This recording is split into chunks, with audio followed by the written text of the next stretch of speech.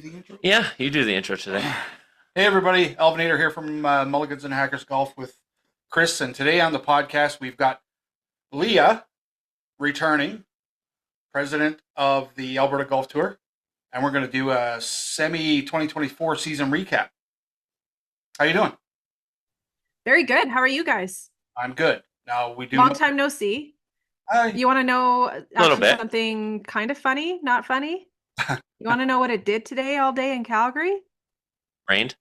Yeah, it did. and, Yeah. we weren't there. No, it looked pretty No, ominous. but we had plans is still kind of Well, it looked pretty ominous when we got up out towards the direction of Calgary, but we got up and went to the golf course today and had a beautiful 18-hole round. We Actually, did. a really good 18-hole Both of us round. had stellar 18. Had a chance to break 80 today. Again, didn't quite get there, but got my handicap down to the lowest it's ever been, and I think you did as well, right? I'm at the lowest it's ever been too. Yeah. What are you guys at now? I'm at a 10.6. 13.3. Yeah. Hey, Chris. The last could 3 weeks be have been cusping into the B flight pretty soon. no chance. Get out of here. You can go to the B flight. It often gets cut off at around 9.9 to 10.5-ish. So I'll sandbag a little bit just to stay in just to stay where I'm at. I'll sandbag to get back down to the B Oh flight. my goodness. No, nobody wants to be in the net flight. Come on, Alvin. He likes it. He wants to get a win. I want a W, so Well, come on, I feel you like can it's get a win. easier to do that when you're not in the net flight. Even Blair, who we're going to talk about. hates... We're going to Bring Blair up right away. very early in the podcast. Sorry, but Blair, who had always literally last year wrote me a novel email with all the reasons why I shouldn't put him in the C flight for championship last year. When I asked him this year if he would like to be in the C flight with us, including me, it was an immediate yes. So even Blair is sick of the. Well, hey, his game fits the C flight, and I happen to follow him on Golf Canada. He does a very good job of sandbagging and managing his handicap to stay where he needs to be. I legitimately have commented on his Facebook status calling that handicap management because he put it on Facebook the other day. Let me actually look it up. Blair Sinclair. Oh, He goes, he might whatever. Oh. Seriously, how does this happen? Come on, focus on my phone, not me. Okay, so it's kind of showing up. But anyways, we've got pretty much everyone in the C and D flight calling that handicap management round. Oh, and I added #sandbagger. That's awesome. Oh, that's so good. Because I played Can't with that guy escape it. twice now. Yeah. In 2 events, and watching his swing, it's not a D flight swing. I said that to him literally 3 holes into our first event. Oh yeah. I said to him, I was like, dude, that is not a D flight swing. Like that iron contact is not D flight. And I let it go from there. But He just has some brain farts around the greens, I think is where his numbers come from. Well, Off the tee he's pretty good, and his ball striking is great, but we do the same sometimes thing. he'll shoot 80 and sometimes he'll shoot 98. so that's truthfully, that's where my game is. That is the sometimes C I'll and the shoot. D flight. I mean, yesterday I shot 88, and today I shot 83. Yeah. Right. I'll shoot a 90 sometimes. Right. So Yeah, you got to get that rein in a little bit. I could have been today I had an 81. Yesterday was an 84 84. So I mean, for me, it's if my approach game is decent, I'll score well. Yep. Because off the tee box, I don't miss too many fairways, so it's that approach game for me that will signal whether my day is going to be. What do I say? My approach game puts me in bogey territory, but my chipping and putting keeps me from getting into the double bogey territory. So Fair. Yep. putting is my best part of my game this year that's improved is putting, without a doubt. Nice. That's a good part to have improved. Yes.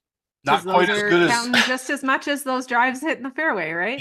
not as good as his putting, because his putting is like off the charts good, and it's sickening sometimes. But there's a couple today. Today there was one, and he had to go over a ridge, and it was for birdie, right? Yeah, it was a double breaker over the ridge. It was a double breaker over the ridge. It was like what, 35 feet? Yeah, something like that. Yeah, I was just trying to get it close. And he literally, Jake was there, who played with us at Desert Bloom. Jake was manning the flag, and he's like, "It's going right for it. Like, do I pull the pin or leave it in? Do I pull the pin or leave it in?" Oh God, what do I do? And he left the pin in, and it drains for birdie, and I'm like, fuck you. Like, literally, fuck you. That's bullshit. I see that all the time. It's like, he'll do it, he'll save a par, or he'll sneak in a birdie, or like if he's having a terrible hole, he'll drain something from outrageous pace, like to save bogey, and it's like, dude, can I just see a double square? Please. I had 3 today. But 3's double squares today and 2 birdies. Yeah, well, right? 2 birdies and 3 holes, but that helped. That's kind of where, like, I had 4 looks at birdie today, but I couldn't capitalize on any of them. But again, that's golf. That's how I play. Like, birdies have been a little more frequently lately, and this was part of, like, the last 3 years that I played. I finished the season horribly, like 3 years in a row, like absolutely total meltdown, breakdown to I don't want to play anymore. I'm done with this shit. We'll start again next year type attitude. But this year, when I kind of had a little bit of a mental breakthrough there after our Mulligans and Hackers season ended, and I was, again, trying to work on the mental game, which is fucking tough, with no markers to go back to. But I actually went, you know what? I'm going to the golf course with no fear. There will be no butterflies in my stomach on the first tee. It will be, you can play this game, no fear. And since I made that little mental change, it's a lot more enjoyable to go to the golf course. My scores are getting better, and my ability to manage bad shots, bad holes has literally gotten 10 times better. So I wanted to finish this season strong, and with that little mental change, it's happening. So, and again, anybody that ever watches you off the tee box would say, "Why the hell aren't you a single-digit handicap? Because you're so friggin' consistent." Yeah, well, again, we've golfed with so many different people this year, and I mean, Blair said it before, but I've heard it so many times this year. They're like, "Is it fucking boring playing from the middle of the fairway all the time?" Oh yeah, that's a Blair line. Yeah, he actually said that to me at Desert Bloom on the back 9. Yeah, he's like, "Does it get sick of just like playing from the fairway all the time?" No, not really, because I'd rather be here than out in the trees, because I don't have the scramble game that this guy has. So, although you want to hear another Blair line? This is another Blair line. You guys are lucky that you're not women, but he's like, "Doesn't it get boring playing from 100 yards ahead of my tee box all the time?" It's just one of those Blair lines. That does sound like something he'd say.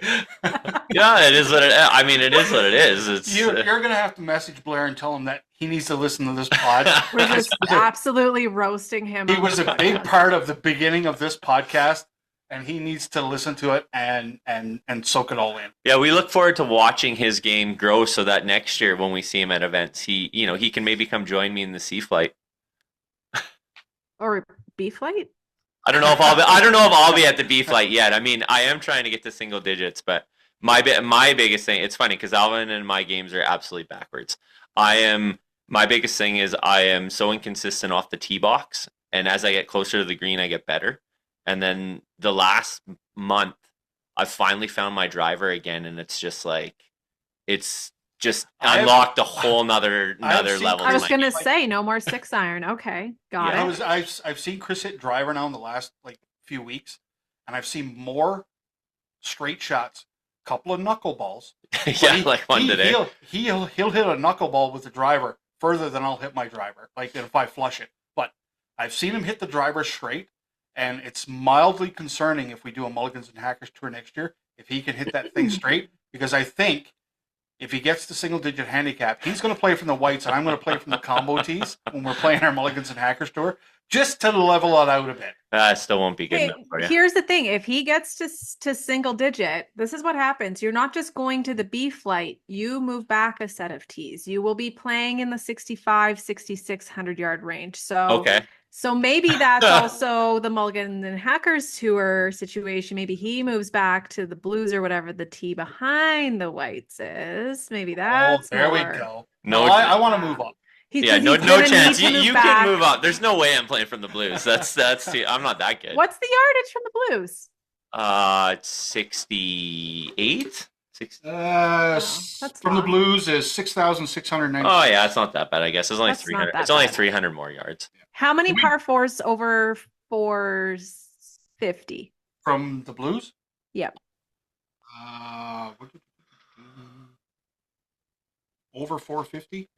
Like 15. one? Yeah, 15.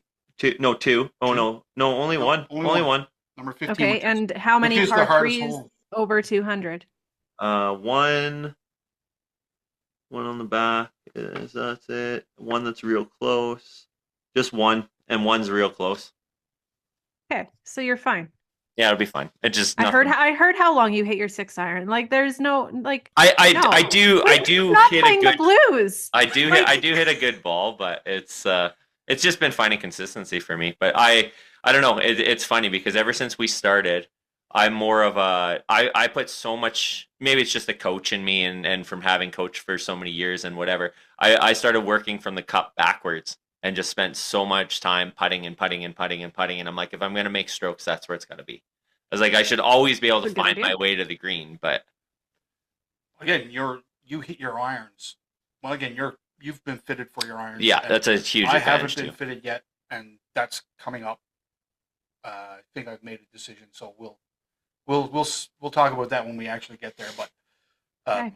I'm for me, I want that next step too, like that total confidence in your irons that these are for you, and every shot you make, it's Well, you know exactly how far you're going to hit swing it, right? plane, right? And it's like so that's going to happen here, and I think I picked the brand that I'm going to go with. But Yeah, we get a little. Oh no. Let me stop you right there. Uh-oh. You do not pick the brand before you go for a fitting. That's the point of a fitting. The brand picks you, Alvin. Okay. The Oh, brand listen, does pick so you. you know what? Listen, I'll take that advice if I go to a fitting and they say, you know what, you are this fitting is you are more of a Mizuno player. I will never fucking play golf with Mizuno irons because he plays Mizuno, and I will not. Dude, okay, can I tell you? Listen to me. I will not play the same clubs that this guy plays. It will never happen because anytime after said fact that I get a victory or something, I know the first thing that's going to come out of his mouth,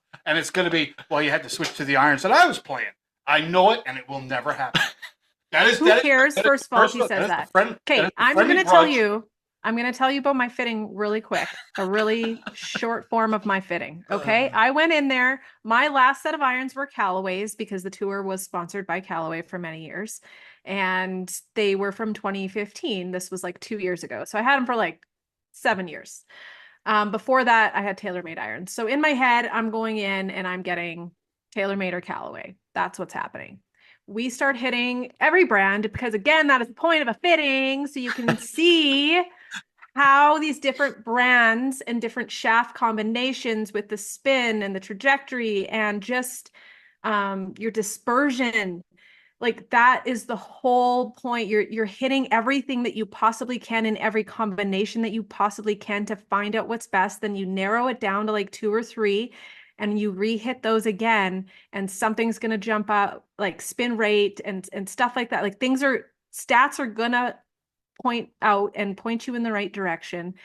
And I'm not saying this because I literally just found out, but I also went in there thinking Callaway and TaylorMade, and I now play Mizuno JPX 921s. Okay? Nice. That's what I have, the JPX 921s. So there's something to be said about that. I don't know any women that play Mizunos. Mizuno wasn't even on my list of options in my brain, quite honestly. They're one of the most Mizuno, and they feel like freaking butter. So they're one of the most player preferred irons. Like if they do the polls on the tour all the time, and for several years it was like, if you weren't sponsored to play an iron, what iron would you play? And Mizuno always seems to be one of the top ones at near the top. No shame, Alvin, if Mizuno is where you end up, and who gives a shit if Chris has something to say about it when you I will. Something. The point is, you will win something with Mizunos in your hand, potentially, if they end up on top. But again, it could be Ping. It could be Titleist. It could, like, that's the whole point. You cannot go in. I mean, you can go in. It's like you can have a brand in mind and you can hit it, but then you still need to open it up and hit everything else and different shaft combinations. I will take that advice. And now that we've had this conversation and I go and do my fitting, I can fucking guarantee now that it's going to work its way down to Mizuno irons, and I'm going to walk out of there and be like, no, I think I'm done playing golf. I think this is it. I got to find a new sport now, like lawn bowling or something. Well, it's funny. It's funny you should say that because Darren, who's in our group, he didn't golf with us much this year, but he golfed at the Halo Classic with us. He hasn't had a pitching wedge for freaking. I think he left it at Medicine Hat, and he lost it like a couple years ago. So we're out there for the Halo Scramble last month, and we're on one of the par threes, and it's a money making par three. And he's like, "Hey," I said to him on the one before, I'm like, "You can hit my pitching wedge if you want, there." Yeah, I was like, "You can hit my pitching wedge if you want." I was like, "But if you get a hole in one," I was like, "You got to split it with me." And so he takes my pitching wedge. He puts it within like a foot and a half from going into the hole. What was that one? 50,000? No, that was a 25,000 one. But he's like, that felt really good. I'm like, yeah, they feel good, don't they? They feel so good. I have never picked up one of his Mizuno irons, and yeah. I gotta tell you, when I first got him, it took me probably a month. Like, because you know how it goes with the fitting. You hit them so well when you're getting fitted for them, and then, you're like, yeah, can't wait to get them. And then they come in, and you take them to the range, and you're like, what the fuck? I just spent just spent like X number of dollars on these things, and now I cannot hit them. What is even happening? So it took like a month for me to settle in and hit them well, and then it's like. But again, I've seen the benefits of it, because Chris's iron game and his approach game is, again, watching it over, because we play a ton of golf together, right? And over the 4 years after, what year did you get your irons? I got them after the first year, so I've had them now this was the third season. Yeah, so watching that game just improve with those irons in his bag, it's like, yeah, Alvin, it's time for you. If I'm going to do more events on the Alberta Golf Tour next year, then it's time to go and take that next step and get that start that process 100%. anyways. It's worth it, and you don't need to be in like, I don't know, like the perfect swing or where your ideal swing. That's the point of getting fit. And that is why the membership includes a fitting, because that's what we want. Everyone that wants to actually compete with their game, I feel, anyone who wants to keep score, like anyone who actually wants to enjoy golf. Well, I mean, why wouldn't you take everything? Just go get fit. Well, for us, it was about, when we took this sport up, we wanted to get better, right? That was part of it. Like, we don't want to be, I know that it's called Mulligans and Hackers, but one of our goals was we wanted to play to get better. We wanted to game. I wanted to be able to go out and manage myself around any golf course and just be able to do it effectively, right? That's the goal, right? I mean, when we started, I had a bag full of Bomb Tech clubs. They're direct to consumer, from down in the States. The guy makes them. They got pretty good reviews. I'm like, okay. I mean, they're relatively cheap. I don't know if I'm going to be in this gear or how long I'm going to do this. So I ended up buying them. I'm like, oh yeah, they get me around, whatever. After 1 year, when we decided to get going, and I'm like, well, I'm just going to go get fitted, because I'm not the kind of guy that's going to do a sport and not take every advantage you can possibly get and put it in my bag. And I had no idea what I wanted when I went and seen Bob, who's our local fitter. And he fitted me to the Mizunos. And the biggest thing with the fitting, not so much the heads and everything, the shafts was number one. And number two is everything I play is up 2 degrees upright, loft. Or not loft, but lie. So I'm 2 degrees upright lie. And like, I will get, I have 2 wedges, or I have 1 wedge that I bought this year, 62 Vokey. And I just bought it off the shelf for my sand game. I notice a difference in where I have to put that club in order. You can get that bent upright. Yeah, I know. I wanted to make sure I was comfortable with it this year before I did that. But I noticed a difference just on sitting it on the ground. I'm like, well, it has to be more here than where I would like to hit it compared to my other ones. But it's just those things you don't realize until you get fit, right? No, that's like the detriment of buying off the rack too, right? Like you're getting standard loft, standard lie, standard length, standard everything. What do you think about grip fitting? Like, this has become a popular thing these days, and we were actually just playing, like, James had jumbo grips on his wedges, and I'm like, man, I kind of like the feel of those.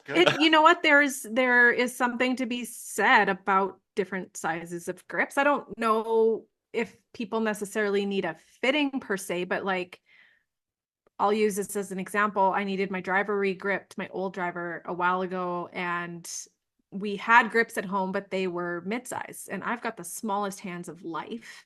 And I didn't think that would work, but it was really the only option that we had at the time because the old grip was already off. And so what I found though was that, yeah, like I sometimes get stuck and I play catch up and I get really wristy trying to flip it over to hit my usual draw off the tee. But when I had that mid-size grip, and probably similar with wedges and the jumbo grip, you can't really get wristy when your hand is partially open holding this club. I don't know, like the grip size does change the way that you swing, and I think it's personal preference. I don't know that people necessarily need to get fit. I do now. Oh God, Adam Burton does my grips. I think you guys had him on the podcast, didn't you? Grip Garage. Yeah. Yeah. Grip Garage. Yeah. So he may have to correct me on this, but I'm pretty sure we do a double wrap under a standard grip now, just because I liked that the mid size was still a little too big for my small hands, but a double wrap gives me that extra. I know it's one layer of tape, but like it actually it makes a gives me that difference. extra, yeah. So yeah, he was able to kind of take the two different things and combine them for me into something that works well. So yeah, I think grip thickness and size is important, but I just think it's probably personal preference. I'd say if you haven't tried something different, give it a go, because I just thought it was that extra wrap is amazing. I just thought it was interesting because Bryson had John Daly on, and they were trying to break 50 from the red tees, right, or the front tees, and one of the things when they were going through on their YouTube channel was he's like, the most important thing before you even get fitted for clubs is a grip fitting. And that's what John Daly said. He's like, people don't pay attention to their grips enough. And I'm like, it's an interesting thought. I mean, I went from when I got fitted, I did mid-size plus twos, and I noticed a difference. Like when I got my 62, I got them to put a mid-size on it. They didn't have the grip that I like, so I just got them to put a mid-size on it. And then when I went and got my one wedge fix a couple weeks ago, I got Bob to just give me a loose grip, and I changed my grip. I do my grips myself. And popped on the mid-size plus two, and I'm like, yeah, that feels better. That's much better than what it was supposed to be. So it's just interesting. It'd be interesting to hit a couple with a jumbo grip just to see the difference, I think. Yeah, 100%. So 2024 Alberta Golf Tour. We started. When did you? You did it. What was the first event you did? It was the one before Desert Bloom, correct? It was a major, I believe, wasn't it? Yeah, Copper Point was our season opener, like a month. Well, 3 weeks before Desert Bloom. Mother's Day weekend. And so how'd that one go? Amazing. That one's been like fluctuating a bit in numbers, but we were sold out weeks in advance. And now I was kind of starting to wonder if people were getting tired of it, because I like to switch it up, right? Like going to the same location all the time sometimes can get old, but Copper is just, at that time of year, you cannot beat the conditions at Copper Point. Like they have a very early season pro-am there, and they invite like a bunch of people from Alberta and stuff. So like their greens are running at like a 13, which you do not see on like May 10th weekend anywhere else. So I mean, the grass isn't totally green yet. Everything's still very spring-like, but like those greens roll so true at that time of year, and it's pretty hard to beat. And then it's kind of caught on now where guys are bringing the whole family, because you can't leave the wife at home with the kids on Mother's Day weekend. So it's becoming like a family weekend now. And they make sure, or I very strongly suggest anyways, that they make sure she gets some spa time while she's there and things like that. So whether it's the morning before their round or after their round, like make sure you give her some time off. And where is Copper Point? In Vermeer. Oh, okay. Yeah, so it's just and it's the warmer side of the Rockies. Yes, BC technically, but as I like to say to people, the Mountain Standard Time Golf Tour does not roll off the tongue the same way. So Vermeer, Golden, Cranbrook, those are all same like mountain time zone. So yeah, it's just if you've never played it before, I mean, we've talked about this a little bit in terms of strategy for you guys getting points to qualify for President's Cup maybe next year. majors qualify. is a huge. We're just going to win the whole thing. All right. Well, Chris Nelson, who won at Desert Bloom, that was his. Actually, he also won Copper Point. I'm pretty sure he started the season, with 2 straight wins. He ended up winning the entire Order of Merit for the year. So was that? Did I golf with him at Mickelson? I don't know. Oh, maybe not. Maybe I'm thinking of someone else. It's very possible because he walks. No, you might have. Let me double remember. Check. But yeah, majors are really, really playing well. I should asterisk that. Playing well in majors is a really easy way to get in that top 32 to start and just stay there because you get double the points. Yeah. So I mean, we were pretty happy. Did we end up inside the top 100? No, not. Oh, just outside because of the championship. That's right. And only playing 3 events. Yeah, I mean, I was happy because after Copper Point was Desert Bloom. Yes, the duel at Desert Bloom. Yeah, and we were again like kids in a candy store or on Christmas morning when our first event showing up and seeing all the tent and flags and blah blah blah. That's probably the best I've ever seen you play. Still to this day, by the way. So let's talk about that though. So it's funny because we do get most people, I would say 90% of people that come out shoot 20 or 30 over their handicap at their first event. But you do get a few that career in their first event because they're so like they've prepped and they've, you go online and you're looking at where the tee, like, exactly what clubs you're hitting on every tee box and how you're going to approach these greens. And like you have planned out your entire round and your focus is just so there that you can career.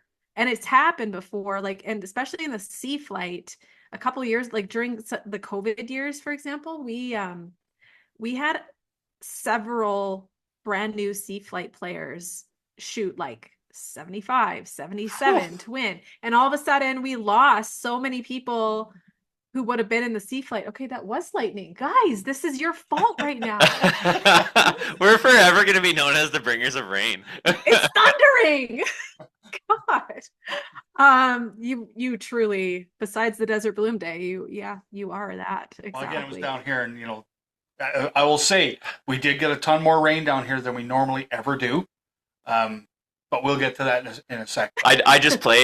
Just a side note, I just played Desert Bloom last Friday, and it was in just a charity scramble for one of our wholesalers.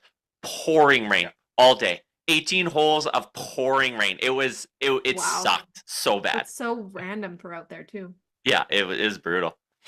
But yeah, so you can career in your first event if you're like going into it. Well, I mean, a lot of people do go into it taking it seriously, but then they have like the fear, like you were talking about earlier, where it's like, oh my God, I can't, like I've planned this out so perfectly. It needs to go to plan. And I'm too scared if something goes off the rails a little bit. Right. And then all of a sudden you go off the rails. Much like he had hyper focus that day. It was crazy. I have never been as focused at a golf but course. He was so exhausted the next day. It was.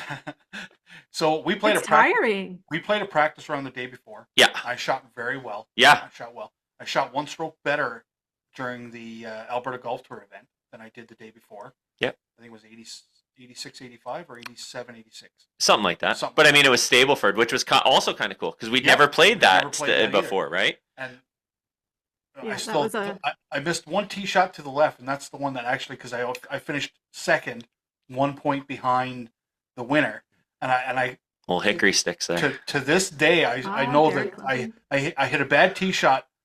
I can't remember what hole it was, but I pulled it to the left, and I had to take relief, and I went. And that was the one hole that kind of was bad for the whole day. That was 9. Was it 9? That was 9. Yeah, you were in the hills on 9. Yeah, that was 9. Threw you around with you in the podcast. That was 9. Yeah. So, but that one, that's the shot that comes back to haunt me that day. That you could have like won. Everything else was like but I played so well and I was so focused that we went and played the day after at Medicine Hat, and I literally. Oh right, and you were off. I shot 100 rails. Like I literally, like I was. It's like he'd never picked up a golf club before. It was so bad. Home, I was so bagged from being so. I mean, that hyper focused. I mean, that takes everything out of you. And I'm not. I don't prep like that. Like my focus isn't like that. Like I don't get that way. But when I got home, I was like, fuck, I don't ever think I could recoup or recap that type of focus ever again in my life. Like, I wanted to play well in that first event because it was a home event, like here in Medicine Hat, and my first, shot on the Alberta Golf Tour is like, I was there to play. Oh yeah, you were there to win. You were locked right in. And I've never been able to kind of like get that focus back for any event since. But yeah, but okay, listen, you guys, if we're gonna we can talk about all of the events, but just if we talk about the ones that you guys played in specifically, it was a really, really weird year because there has never been a time where I've had to change the format at the last second because there wasn't enough competitors. I had to do that at Desert Bloom. There's never been a time where we've had a complete rainout. I mean, there was once, I guess, like many, many, many years ago. Right? Like that one, totally weird. And then never been a time where it probably should have been a complete rainout and we all suffered through the wind and the rain. I mean, I didn't have too bad of a round that day. It was okay. I was good. I was doing so well. Like, because again, so we could back up here a little bit. We did Desert Bloom. Desert Bloom was a great experience. And me and Chris had said, geez, we can't wait till Mickelson National to play our next event. We got to fit something else in because such a great experience in our first just event. Chomping at the bit to go again. We wanted to go again, right? And not really having like the schedule prepped or whatever. It's like something has to be a day trip. It can't be, going out of town overnight or anything. We're like, well, fuck, we could do Strathmore, right? Strathmore's like a couple hours away. We can make that happen. And when we were like, yeah, let's do Strathmore. And it was like, okay, locked it into Strathmore. Now, I'm a fair weather golfer, always have been. And I have never, like, I'm from Newfoundland. I grew up on the ocean, miserable weather. I have been, I've almost drowned a couple times. I've been in sticky situations. I have never been as miserable in my life playing a sport as I was at Strathmore. Oh man, I wish we had photos because it was amazing. But I was a different human being. I was miserable. Like I wasn't Alvin. Like I was somebody else. I was an old hermit that I was done. What do you mean? That's you on a normal day. He wanted to tuck back into his garbage can and just. So I didn't have any. I went to Strathmore with just my shorts and my shirt I was wearing. I don't have rain gear in the bag. Okay, so here's a question. Did you look at the forecast? He did, but he looked at the iPhone weather instead of the weather network. And the iPhone weather is always different than the weather network. Yeah, you don't look at Apple weather. Because literally my iPhone weather will tell me it's sunshine and 21 and I'll be at work and I'll look at the door and it's raining. Yeah. Like, okay, well you don't look at Apple weather ever. But that, again, we talk about experiences, that miserable, absolutely miserable experience. I am now 100% prepped to play in any event, anywhere, other than snow maybe. Probably not. With gear in my bag. There's rain gear, there's coats, there is extra towels, there's an umbrella handy all the time. So this guy even went out a week or two ago in the rain and played 9 holes. I played 9 holes in the rain. Voluntarily by himself. Voluntarily. Yep. I needed to get some work in, and it was raining, and I was like, you know what? I am going to go. I've got the gear, so I'm just going to go and make it happen. And I did, and I actually have some video of me on the course when it's raining. In the rain? Yeah. You know what I tell people when it's raining? And when it's just rain, like when it's like lightning and thundering, obviously that's a different story. But when it's raining and people are like, are we going? Have you heard my line yet? No. I don't know if I've had to say it to either of you. Like, we're not made of sugar. We're not going to melt. I say that all the time. I tell Alvin all the time. I love playing in crappy weather. This is the difference between me and Chris. Like, when we play here, it's like, it'll be a shitty weather, and I'll be like, staying home. And Chris will be like, yeah, I'm going. Like, I've seen him play in I've literally seen him play in lightning. It's like, you know what? We're at the farthest point of the course. I got to walk back to the clubhouse. Well, I may as well play my way back to the clubhouse. Right? Yeah, I'm going to get fucking soaked anyway, so it don't matter. Remember how we were talking about bad decisions earlier? That's probably one of them. Ooh, hey, you know what? You only live once. If I get struck by lightning, it's fine. At least buy a lotto ticket. Died doing what you loved, right?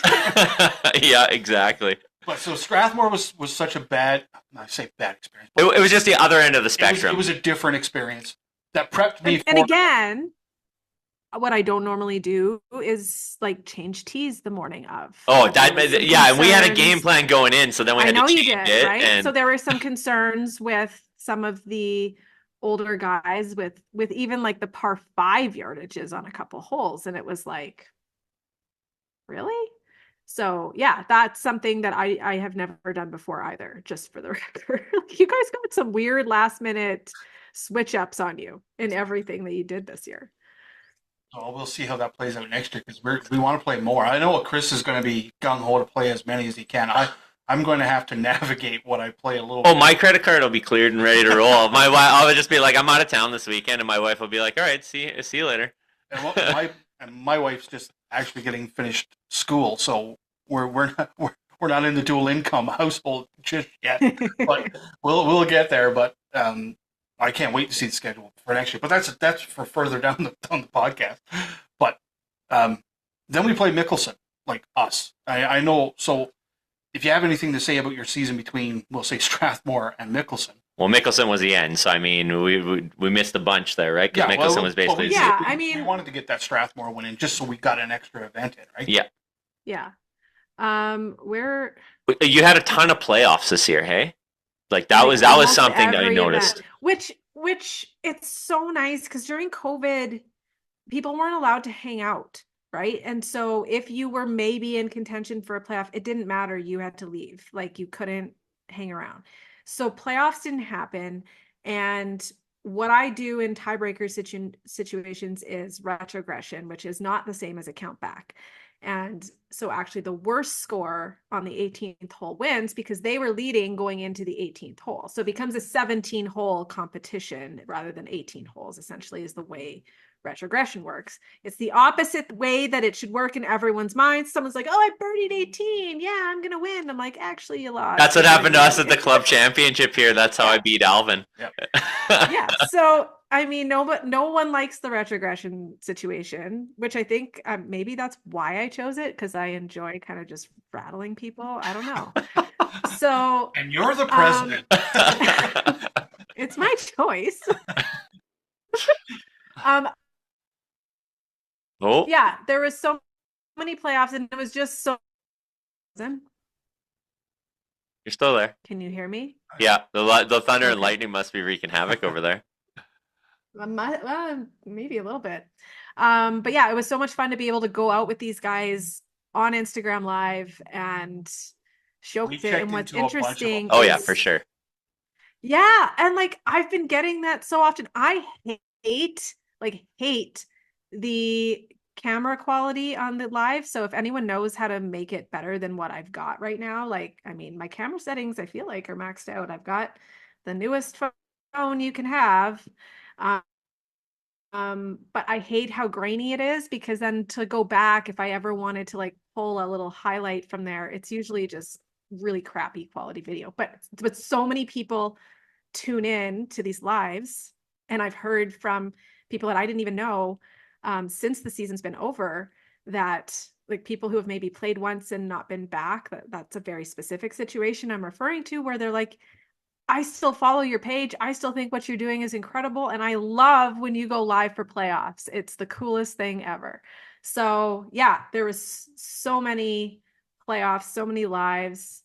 And I would say the other kind of saving grace of the season was we got to Jasper a month before the fires happened. Typically the Jasper tournament has always been late July. But we can't have Ponoka in late June because the Ponoka Stampede. So we've had to switch those dates. Anyway, to be able to be one of the last people to experience Jasper in the way that it stood before the fires happened, I think we had such a small crowd, like similar to the Desert Bloom tournament, mid-30s, I think, for that one. So we changed formats again for that tournament. But it was just, when you have that smaller event, everyone starts and finishes closer to each other. So you get to see each other, again, much like at Desert Bloom, on the range, on the putting green, on the tee, having a bite to eat or a drink after, and you just create a bond with almost every single person that's there, rather than, you know, when I have 3 hours of tea times, you don't get that same experience. You still get to hang out with people, but not everyone. So That was one of the I things would say I found about, like, especially at the Bloom when it was a smaller event, that for myself, I went to the range and just taking it all in, but even with that such a small venue or small group, like right off the bat, Blair.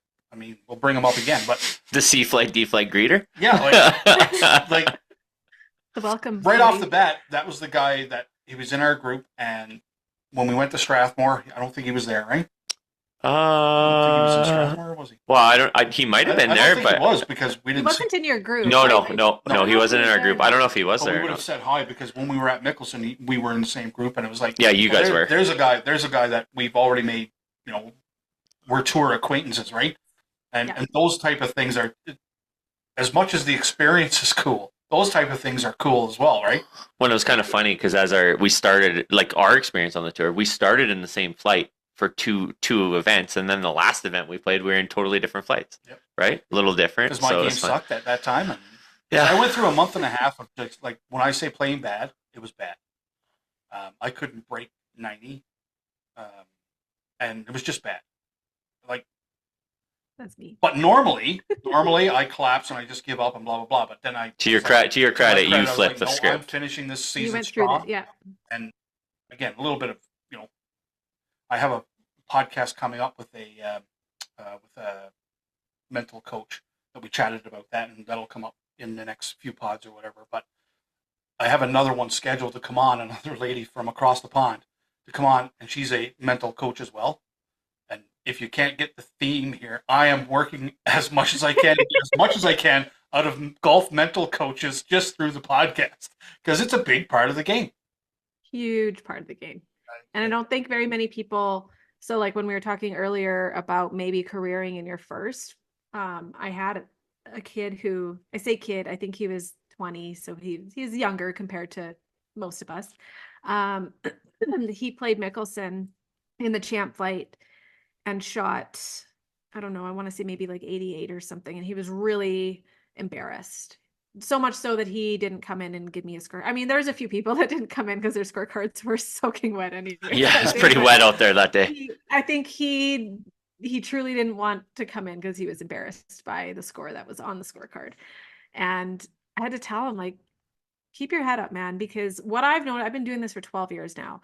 And what I've noticed is, on average, even someone who careers their first time, they don't have that again, you get so mentally exhausted, right, Alvin? You can't do it multiple times. I would not have, if that was a 2-day event, I would not have been able to play the next day. It wouldn't have worked, because I put so much mental energy into that first day. The second day would have ruined any. Well, it's good to know, because you are gonna play at least one major next year, right? So you need to. That's a part of that's the mental. That's the mental balance that I'm learning now, right? Like I do think that from what I've seen, it takes people on average, and this isn't a formal study, but from what I've seen, about 6 events to get mentally comfortable in a tournament atmosphere. But I will say, this is just, but us having our own tour, playing with our buddies, has prepped us for that type of play. And I won't say it's at the same type of level, but it's still going out there, and you know, I hate losing to Chris. Right, I fucking hate it, and I do it a lot. Right, but you're already in that mental frame of getting ready to play, I guess. I'm just, it just sucks that I made this mental like breakthrough, and our season was already over, because I would have really. You had no chance. Anyways. Shut your hole.